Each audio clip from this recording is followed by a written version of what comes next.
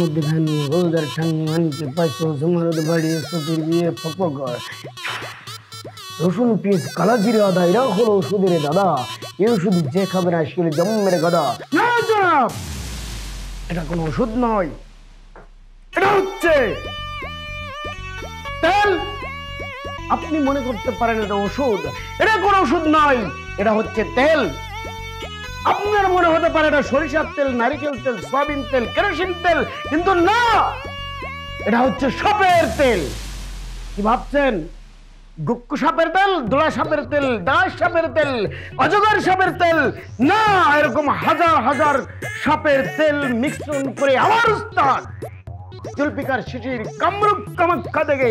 not only আপনার উত্তর খান নয় দক্ষিণ খান নয় কামরূপ কামাখ্যা থেকে এই ওষুধ নিয়ে আসছে আমার উস্তাদ যারা তারা একবারে দিছে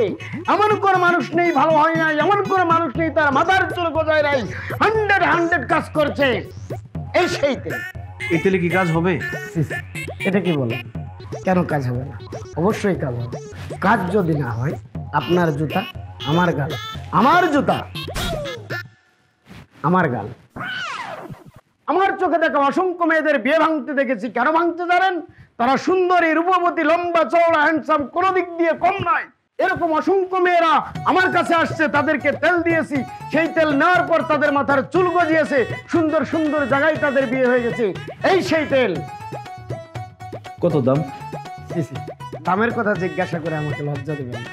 আমার উস্তাদ জুলফিকার শিশির আমাকে বলছে বাবা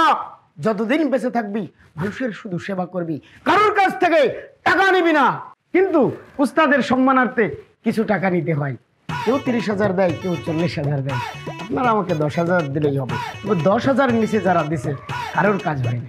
এই মেয়ে বাটপারি শুরু করছেন এই সামান্য তেলের দাম 10,000 টাকা হয় এত বেশি কথা বলো কেন এরপর যদি উনি রাগ হয়ে তেল তোমাকে না দেয় তখন কি হবে ভাইয়া 10,000 টাকা দিব একটা মিনিট দেন আমি টাকাটা নিয়ে আসি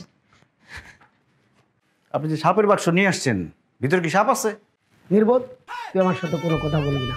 তুই তো টাকলার ঘরের টাকলা জীবনে তোর মাথায় চুল তো উঠবেই না সারা জীবন তোর আলগা চুল করে থাকতে হবে এই যে ভাইয়া টাকা ভাইয়া তেলের নিয়ম কানুনটা কিভাবে দিব একটু বলুন অবশ্যই নিয়ম কানুন বলবো নিয়ম ছাড়া দুনিয়া চলে না নিয়ম ছাড়া কোনো ওষুধে কাজ হয় না অবশ্যই নিয়ম বলতেছি তার আগে সাবধান শুধু মাথায় ব্যবহার করবেন শরীরের অন্য কোথাও যদি 1 ফোঁটা তেল পড়ে আমার উস্তাদের স্মরণ করে বলছি এই মাটিতে যদি পড়ে এই মাটির থেকেও চুল গজিয়ে যাবে তাই বলছি শোনেন ঘুম থেকে ওঠার আগে একবার দিবেন ঘুম থেকে ওঠার পরে একবার দিবেন সকালে দিবেন দুপুরে দিবেন বিকালে দিবেন সন্ধ্যায় দিবেন রাতে দিবেন বাথরুমে যাওয়ার সময় একবার দিবেন বাথরুম থেকে বের হয়ে একবার দিবেন গোসল শেষ করে একবার দিবেন গোসল শেষ করার পরেও আবার একবার দিবেন আপনারা এভাবে দিতেই থাকবেন ভুলে গেলে দিবেন না ভুলে গেলেও দিবেন মনে পড়লে আবার ফিরে দেবেন তার থেকে ভালো এটা গিলা খায় ফেলি এতবার তো দেওয়া সম্ভব না গিলা খায় ফেলি মাথা থেকে চুল উঠবে বেয়াদব এই বেয়াদবকে এখান থেকে বের হয়ে যেতে বলো না হলে কিন্তু আমারও সুদ দিব না বেয়াদবি করবে না তুমি এখানে কি করছো যাও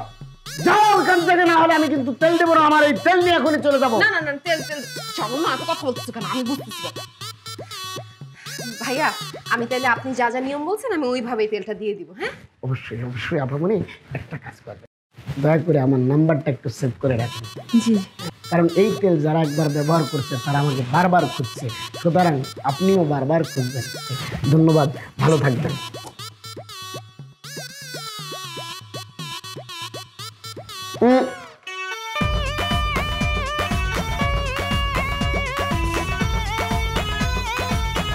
ঘামায় দিল গরম